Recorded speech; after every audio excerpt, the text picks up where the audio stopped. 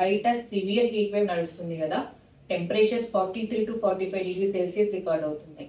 ఇంకా ఇవి 45 to 50 కూడా అవ్వచ్చు అని వాతావరణ శాఖ హెచ్చరికలు కూడా జారీ చేసింది.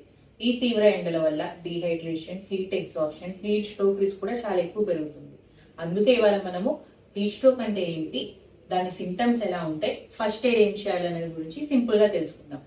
ఫస్ట్ హీట్ స్ట్రోక్ అంటే ఏంటి? సాధారణంగా మన బాడీ టెంపరేచర్ 37 డిగ్రీస్ దగ్గర మెయింటైన్ అవుతూ ఉంది. ఇలాంటి హీట్ వేవ్ టైంలో బాడీ హై టెంపరేచర్స్ ఎక్స్పోజ్ అయినప్పుడు టెంపరేచర్ తగ్గించడానికి చెమట రూపంలో వాటర్ బయటికి వస్తుంది. సో బాడీ డీహైడ్రేట్ అవుతుంది. ఈ డీహైడ్రేషన్ కనుక వెంటనే కరెక్ట్ చేయకపోతే మన జీవక్రియలన్నీ కూడా దెబ్బతింటాయి. బాడీ కూలింగ్ సిస్టమ్ కూడా ఫెయిల్ అవుతుంది. టెంపరేచర్ మోర్ దాన్ 40 డిగ్రీస్ అయిపోతుంది. దీన్నే హీట్ స్ట్రోక్ అంటారు. ఇది ఒక మెడికల్ ఎమర్జెన్సీ. వెంటనే ట్రీట్ చేయకపోతే కనుక పేషెంట్ అన్కాన్షియస్ అవ్వచ్చు, ఫిట్స్ రావచ్చు, బ్రెయిన్ డ్యామేజ్ అవ్వచ్చు, కిడ్నీ డ్యామేజ్ అవ్వచ్చు, ఈవెన్ డెత్ కూడా రావచ్చు. సో ఇది ఎవరికి ఎక్కువ ప్రమాదం? చిన్నపిల్లలు, ముసలి వాళ్ళు, ఎండలో పని చేసే వాళ్ళు, BP sugar patients, kidney patients, ఇంకా ప్రెగ్నెంట్ ఫీమేల్. దీన్ని ఎలా గుర్తించాలి?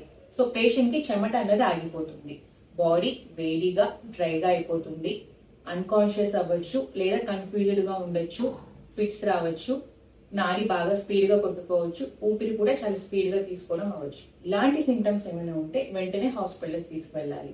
ఈలోపు ఏ ఫస్ట్ ఎయిడ్ చేయాలి? పేషెంట్ ని ఎండ నుంచి నీడలోకి తీసుకురావాలి.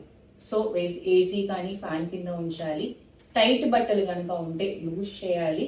బాడీని కూలింగ్ చేయడం స్టార్ట్ చేయాలి. ఫర్ ఎగ్జాంపుల్ తడిగుడ్డతో తుడవడం, చల్లటి నీళ్లు పోయడం, ఐస్ ప్యాక్స్ మెడ దగ్గర, ఆర్మ్ పిట్స్ లో, గ్రాయిన్ ఏరియాలో పెట్టాలి. పేషెంట్ కనుక కాన్షియస్ గా ఉంటే లిక్విడ్స్ ఇవ్వాలి.